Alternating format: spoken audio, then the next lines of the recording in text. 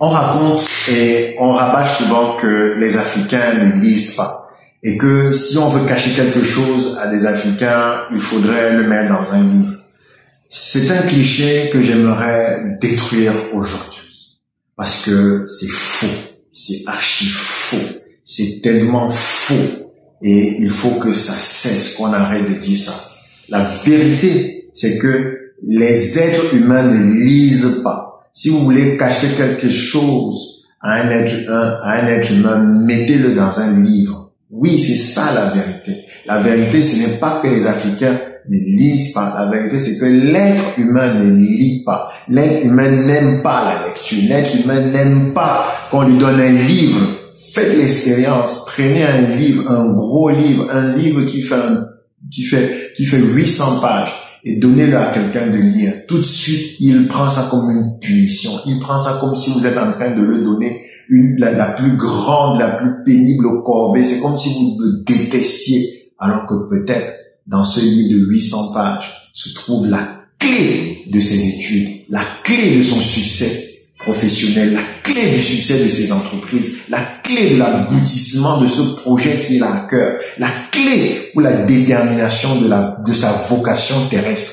Mais parce que il voit l'épaisseur du livre et parce que naturellement, l'être humain n'aime pas la lecture. L'être humain, quand il s'agit de lire, les gens fuient, les gens ont peur, les gens ne veulent pas. Mais si c'est pour regarder un film, un blockbuster de 6 heures de temps, les gens trouvent la force. Si c'est pour passer son temps à regarder, à faire défiler à longueur de journée des statuts sur Facebook, sur Instagram, sur TikTok et regarder des vidéos qui ne leur apportent absolument rien, les gens trouvent du temps. Si c'est pour rester avec des amis, discuter des futilités qui ne leur apportent rien, les gens sont éveillés. Mais donner un petit livre à quelqu'un, en 15 minutes, il s'endort. Pourquoi cette situation? Tout simplement parce que naturellement, l'être humain n'est pas constitué pour faire émerger sa pensée. L'être humain n'est pas constitué pour rechercher la connaissance. L'être humain est constitué pour rechercher les plus bas plaisirs, la satisfaction des plaisirs les plus bas et non pas la satisfaction des plaisirs intéressants, des plaisirs intellectuels, des plaisirs de la pensée, des plaisirs de la connaissance. Et c'est ceux-là qui recherchent les plaisirs de la connaissance. C'est ceux-là qui cherchent à challenger leur pensée, qui cherchent à augmenter, à repousser les limites de leurs ténèbres intellectuelles. C'est ceux-là qui cherchent à lire. Donc, si aujourd'hui quelqu'un vous dit que les Africains ne lisent pas, dites que c'est faux.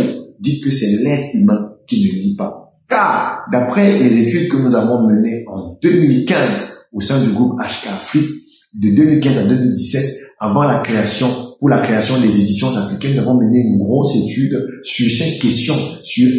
On avait traité plusieurs questions concernant l'Afrique, mais l'une des questions sur lesquelles on s'était arrêté, c'est pourquoi les Africains ne lisent pas. Et puis, on s'était rendu compte d'une chose, à proportion gardée et à proportion de la disponibilité des ouvrages gardés, les Africains, ils lisent autant que les Américains.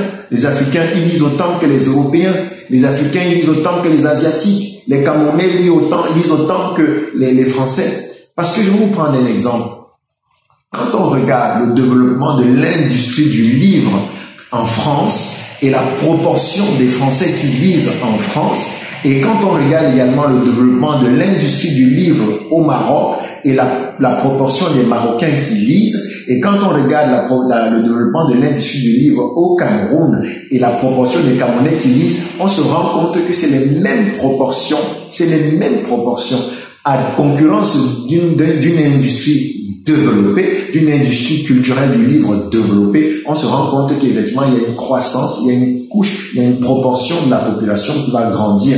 Plus l'industrie du livre va être développée, plus il y aura des politiques pour amener le livre proche des populations, plus les contenus des livres vont parler aux gens de ce qu'ils vivent en réalité. À partir de là, on va se rendre compte que les gens commencent à s'intéresser à l'écriture. Et c'est pourquoi aux éditions africaines, nous avons décidé de briser ce tabou qui fait en sorte que on rabâche aux oreilles des Africains que oui, les Africains ne lisent pas, c'est faux. Parce que en le disant, on condamne l'Africain à ne pas lire. Les gens vont trouver des arguments en disant que oui, c'est parce que en Afrique c'est l'oralité, mais c'est des faux, c'est des faussetés. Tout simplement, le problème, c'est que les politiques publiques en matière du livre, l'industrie du livre est pauvre, est pauvrement développée. Les maisons d'édition ne font plus véritablement leur travail. Et c'est pour ça que nous ne trouvons pas en Afrique des contenus de livres qui sont destinés à l'Afrique.